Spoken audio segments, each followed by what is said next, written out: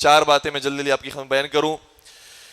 دیکھیں قرآن کریم کی آیتیں کیا ہیں. آیت یہ کہتی ہے کہ قُل لَا أَسْأَلُكُمْ عَلَيْهِ أَجْرًا إِلَّا الْمَوَدَّةَ فِي الْقُرْبَى. یہ آیتیں ہمارے بچے کو یاد ہے. لیکن کمال کی بات یہ ہے کہ اس طرح سے اگر آپ نے آیت پیش کر دی اور ہمارے بچوں کے ذہنوں میں اتاری تو آیت اچھے طریقے سے بچوں کو سمجھ میں نہیں آئے گی. اس لیے قرآن کی کچھ اور آیتیں بھی میں آپ کے سامنے رکھنا چاہتا ہوں. انشاءاللہ کوشش کیجئے گا کہ ان آیتوں کے ساتھ اپنے بچوں کو یہ تعلیم دیں. سورہ شعراء کے اندر 5 مقامات پر انبیاء کرام کا جملہ ملتا ہے. حضرت نوح علیہ السلام کا جملہ ہے, حضرت ہود علیہ السلام کا, حضرت لوط علیہ السلام کا, حضرت صالح علیہ السلام کا, حضرت شعیب علیہ السلام کا. 5 انبیاء نے قرآن میں یہ ارشاد فرمایا ما اسألکم علیہ من اجر ان اجری الا علی رب العالمین. اپنی قوم کو مخاطب ہو کر کہا ہے تمام انبیاء نے, یہ بڑے بڑے انبیاء نے کہا اپنی قوم کو مخاطب ہونے کے بعد. حضرت نوح علیہ السلام نے 950 سال تبلیغ کی. 950 سال اگر تبلیغ کرنے کا مقصد انسان سمجھنا چاہتا ہو تو 1 سال اپنے معاشرے کے اندر اگر تبلیغ کرے پھر 950 سال سمجھ میں آئے گا. 950 سال کیسے کہا جاتا ہے؟ 950 سال کی تبلیغ کے بعد حضرت نوح علیہ السلام بھی کہتے ہیں ما اسألکم علیہ من اجر, مجھے تم سے کوئی اجر نہیں چاہیے. توجہ, مجھے تم سے کوئی اجر نہیں چاہیے. ان اجری الا علی رب العالمین, میرا اجر دینے والی ذات صرف رب العالمین کی ذات ہے. حضرت نوح علیہ السلام کا یہی جملہ ہے ما اسألکم علیہ من اجر ان اجری الا علی رب العالمین. اور یہ آیتیں 5 مقامات پر بعین ہی الفاظ کے ساتھ تکرار ہوئی ہے. جس طریقے سے فبأي آلاء ربكما تكذبان کی آیت تکرار ہوئی ہے سورہ رحمان کے اندر, اسی طریقے سے سورہ شعراء شین عین ر الف حمزہ, سورہ شعراء سورہ نمبر 26, اور جو آیتیں میں پیش کر رہا ہوں تقریباً وہ آیت نمبر 109 سے لے کر 180 کے درمیان موجود ہیں, جا کر دیکھیے گا. سورہ شعراء کے اندر 5 انبیاء نے ایک ہی الفاظ کے ساتھ یہ بات تکرار کی ہے کہ ما اسألکم علیہ من اجر ان اجری الا علی رب العالمین. ہمیں تم سے کوئی اجر نہیں چاہیے, ہمیں تم سے کوئی حق زحمت نہیں چاہیے, ہمیں تم سے کوئی معاوضہ نہیں چاہیے, ہمیں تم سے کوئی اجرت نہیں چاہیے. اور پھر باقی قرآن کے اندر بھی باقی انبیاء کا بھی ذکر ملتا ہے, انہوں نے بھی آ کر یہی جملے دہرا ہے کہ ہمیں تم سے کوئی اجر نہیں چاہیے, ہمارا اجر اللہ دینے والا ہے, ہمارا اجر رب العالمین دینے والا ہے, ہمارا اجر وہ دینے والا ہے کہ جس نے ہمیں خلق کیا ہے. یہ تمام انبیاء نے بیان کیا ہے. تو مجھے کہنے دیجئے کہ 1,23,999 انبیاء نے ایک ہی بات کی کہ ہمیں تم سے کوئی اجر نہیں چاہیے.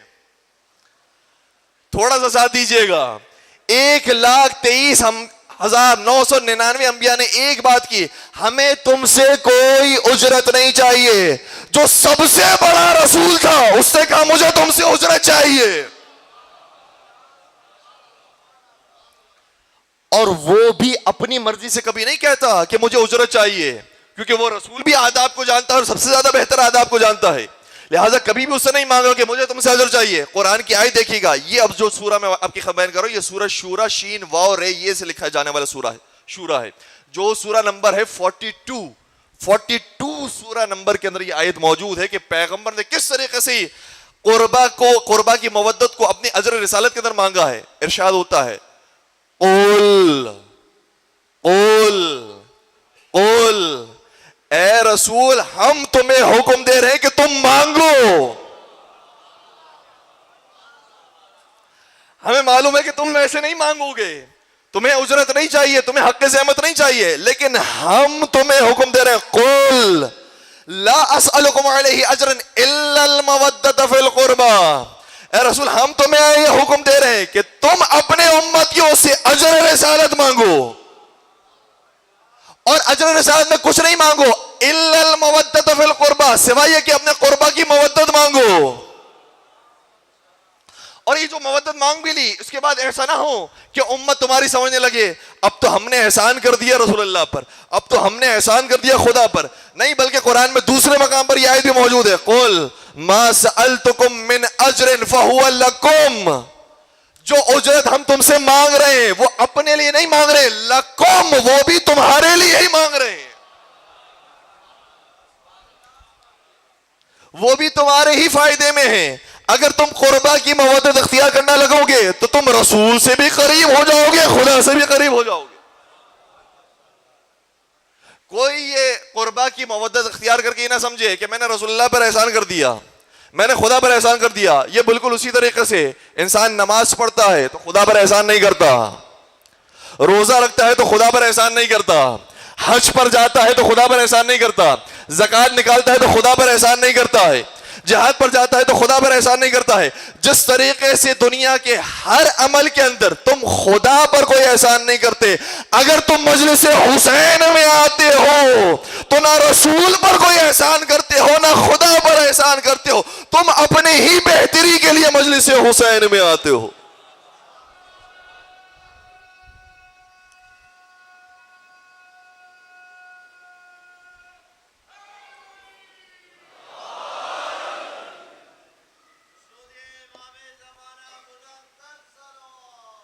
اللہم صلی اللہ. تو ہم مجلس حسین میں کیوں آتے ہیں؟ کیونکہ یہ اجر وہ ہے جو قرآن میں مانگا گیا ہے. اجر رسالت ادا کرنے کے لیے آتے ہیں، کوشش کرتے ہیں کہ اجر رسالت ادا ہو جائے. دوسری آیت جو قرآن کریم میں موجود ہے، وَمَن يُعَظِّمْ شَعَائِرَ اللَّهِ فَإِنَّهَا مِن تَقْوَى الْقُلُوبِ، جو شاعر اللہ کی تعظیم کرتا ہے تو یہ دلوں کے تقوی میں سے ایک ہے. سلامت رہے. اور مومنین کو حکم یہ دیا گیا ہے کہ وہ تقوی اختیار کریں. ان اکرمکم عند اللہ اتقاکم، تم میں سے سب سے محترم وہ ہے جو سب سے زیادہ متقی ہے. تقوی کیسے حاصل ہوگا؟ شاعر اللہ کی تعظیم کریں گے تو تقوی حاصل ہوگا. شاعر اللہ میں سے کون کون ہیں؟ کیا قرآن نے نام بتائے ہیں کہ مجلس حسین شاعر اللہ میں سے ہے؟ علم پاک شاعر اللہ میں سے قرآن نے نام بیان کیے؟ جی ہاں بیان کیے ہیں. کہاں بیان کیا؟ سورہ حج دیکھیے، سورہ حج کے اندر یہ آواز دو مقامات پر آیتیں موجود ہیں کہ جس کے اندر مثالیں دی ہیں کہ شاعر اللہ میں سے کون کون سی چیز شامل ہیں. پہلی مثال، ان الصفا والمروہ من شاعر اللہ، صفا اور مروہ کی پہاڑیاں یہ شاعر اللہ میں سے ہے. میں کہوں گا اے اللہ ان کے اندر، ان پہاڑیوں کے اندر کیا کمال کی بات ہے، کیا خصوصیت ان کے اندر؟ K2 کا پہاڑ اس سے زیادہ بڑا ہے، اسے شاعر اللہ بناتے ہیں، وہ بہت بڑی نشانی ہے. ماؤنٹ ایوریسٹ کا پہاڑ یہ بہت بڑا پہاڑ ہے، اسے اللہ کی اپنی نشانی بنا دے. کیوں اسے نشانی نہیں بنایا؟ کیا اس لیے کیونکہ صفا اور مروہ کی شان یہ ہے، یہاں پر ایک ماں اپنے بیٹے اور حجت خدا کے لیے دوڑی ہے. اور کیوں دوڑی ہے؟ تاکہ اس کی پیاس بجھا دے.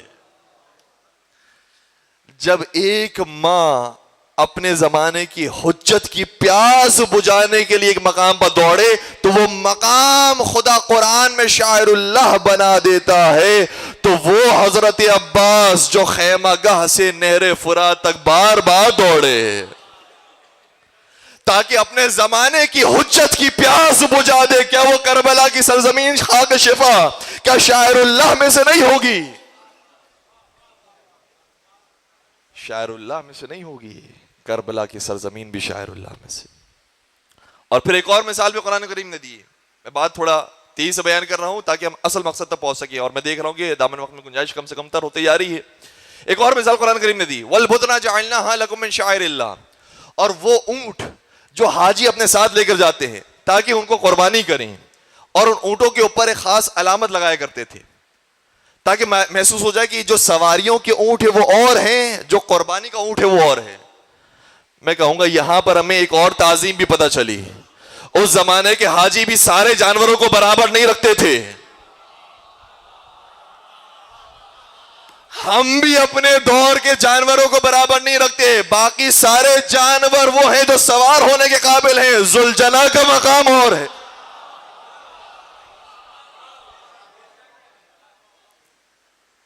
تو وَالْبُدْنَ جَعَلْنَاهَا لَكُم مِّن شَعَائِرِ اللَّهِ، وہ جانور جو قربانی کے لیے جاتا ہے وہ بھی شاعر اللہ میں سے ہے. میں کہوں گا کمال ہو گیا پروردگار، انسان تو انسان، جانور کو بھی تو نے شاعر اللہ میں سے بنا دیا. شاید خدا کی طرف سے آواز آئے گی، یہ ہمارا طریقہ ہے، جب ہم بات سمجھاتے ہیں تو بہت چھوٹی مثالیں دیتے ہیں. اگر تم سمجھ جاؤ کہ چھوٹی مثالیں شاعر اللہ میں سے ہیں تو بڑی مثالیں بطریقے اولا شاعر اللہ میں سے ہوں گی. قرآن کریم کی آیت یہ ہے والدین کے بارے میں، توجہ رکھیے گا، والدین کے بارے میں قرآن کریم کی آیت یہ ہے، وَلَا تَقُلْ لَهُمَا اُفٍّ، خبردار والدین کو اف نہ کہنا. میں کہوں گا پروردگار تو نے کہا کہ اف نہ کہنا، باقی ساری باتیں کہہ دیں. ہم تو قرآن پر عمل کرنے والے لوگ ہیں. نام سے صفا اور مروہ کا آیا تھا اس لیے اس کا احترام ہے. نام سے اونٹ کا آیا تھا اس لیے اس کا احترام ہے. کچھ لوگوں تک بات پہنچی، انشاءاللہ پہنچ جائے گی سبھی تک. صرف قرآن نے کہا ہے کہ اف نہ کہو. ہم تو قرآن پر عمل کرنے والے لوگ ہیں، ہم تو اف نہیں کہیں گے. باقی جو آئے نعوذ باللہ. کیا کوئی کہہ سکتا ہے کہ ہم کہہ سکتے ہیں؟ نہیں کہہ سکتا. کیوں؟ کیونکہ قرآن کا کمال یہ ہے کہ چھوٹی چھوٹی مثالیں دیتا ہے.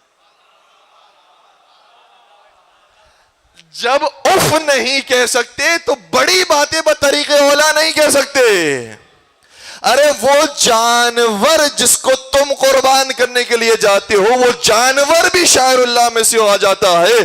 تو وہ شہدائے کربلا جنہیں اپنے زمانے کا حجت قربان کرنے کے لیے بھیج رہا ہے، کیا وہ شہدائے کربلا شاعر اللہ میں سے نہیں ہوں گے؟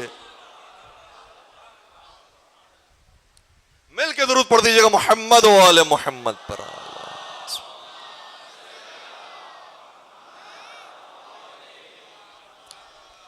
تو قرآن نے خود بیان کیا ہے یہ شاعر اللہ ہیں. سمجھ جاؤ، یہ چھوٹی چھوٹی مثالیں ہم اس کو بھی شاعر اللہ میں سے شمار کرتے ہیں، تو بڑی بڑی مثالیں بطریقہ والا شاعر اللہ میں سے. اور پھر یہ فرمایا کہ شاعر اللہ کی تمہیں تعظیم کرنی ہے، احترام کرنا ہے. ماہ محرم کا آغاز ہو جائے تو کوئی بے احترامی کرنے والا نہ ہو، کوئی بے ادبی کرنے والا نہ ہو، احترام کریں. ایک اور آیت قرآن کریم کے اندر آئی ہے. یہ ہم کیوں واقعہ کربلا بیان کرتے ہیں، کیوں محرم کی مجالس کو برپا کرتے ہیں؟ ایک اور آیت قرآن کریم کے اندر موجود ہے. وَكُلًّا نَقُصُّ عَلَيْكَ مِنْ أَنْبَاءِ الرُّسُلِ مَا نُثَبِّتُ بِهِ فُؤَادَكَ. اے رسول، ہم آپ کو جو پرانے انبیاء کے واقعات سنا رہے ہیں وہ اس لیے سنا رہے ہیں تاکہ آپ کا حوصلہ بڑھ جائے. پیغمبر کو مخاطب کر کے کہا جا رہا ہے. البتہ پیغمبر مخاطب نہیں ہے، پیغمبر کے ذریعے ہمیں ہی یہ پیغام دیا جا رہا ہے. ورنہ وہ رسول کہ جس سے 23 برس کی تبلیغ کی ہے، اور طائف کے اگر پتھر کا ہے، مکے کے اندر اگر جھاڑیاں بچھائی گئی ہیں، کانٹے بچھائے گئے ہیں، اور اس کے اندر اگر ان کی کیفیت ہو جائے تو پھر وہ بڑا رسول کہاں سے ہوا؟ وہ رسول کے جس سے 950 سال تبلیغ کی، اس کے باوجود بھی کبھی اف تک نہیں کہا، پھر تو وہ بڑا رسول ہو گیا. اس لیے رسول اللہ کو نہیں کہا جا رہا، رسول کے ذریعے ہمیں ہی پیغام دیا جا رہا ہے کہ واقعات اس لیے سنا گئے ہیں تاکہ تمہارا حوصلہ بڑا ہو جائے، تمہیں انرجی مل جائے، تمہارے اندر طاقت آ جائے. ہم بھی ہر سال واقع کربلا اس لیے سناتے ہیں تاکہ ہم اپنی مصیبتوں کو بھول جائیں، حسین کی مصیبتوں کا ماتم. ہمارے لیے ورنہ اپنے جوانوں کی لاشیں اٹھانا مشکل ہوتا اگر حسین نے علی اکبر کا لاشا نہ اٹھایا. ہماری خواتین کے لیے حجاب کرنا شاید سخت ہوتا اگر زینب کبریٰ نے سارے راستے میں چادریں نہ مانگی ہوتی. ہمارے نوجوانوں کے لیے میدان جنگ کی طرف جانا، شجاعت کا مظاہرہ کرنا سخت ہوتا اگر حضرت علی اکبر کی شجاعت ہمارے سامنے نہ ہوتی. اور ہمارے بڑوں کے لیے وفاداری کے ساتھ، استقامت کے ساتھ عمل کرنا اور ڈٹے رہنا عزاداری کے ساتھ یہ مشکل ہوتا اگر شہنشاہ وفا حضرت عباس کا ذکر نہ ہوتا. یہ ذکر ہمیں طاقت دیتا ہے، یہ ذکر ہمیں قوت دیتا ہے. تو اس لیے ہم واقع کربلا کو بیان کرتے ہیں، اس لیے عزاداری برپا کرتے ہیں، محرم کی مجالس کو برپا کرتے ہیں تاکہ ہمیں طاقت محسوس ہو. اور چوتھی اور آخری بات، لقد کان فی قصصہم عبرۃ لأولی الالباب. اور یہ واقعات اس لیے بھی بیان کیے جاتے ہیں تاکہ انسان کو عبرت حاصل ہو. دیکھو کتنے تھے جو حسین کے ساتھ چلے تھے لیکن کربلا نہیں پہنچے، اور کتنے تھے جو دشمن حسین بن کر چلے تھے، روز عاشور محب حسین بن گئے. یہ عبرت کی باتیں ہمیں کربلا سے ملتی ہیں. تو اس لیے ہم کربلا کو یاد کرتے ہیں، اس لیے ہم کربلا کو مناتے ہیں تاکہ ہمیں عبرت حاصل ہو، ہمیں طاقت حاصل ہو. اور پھر مصائب امام حسین پر ہونا کتنے اجر و ثواب کا باعث ہے.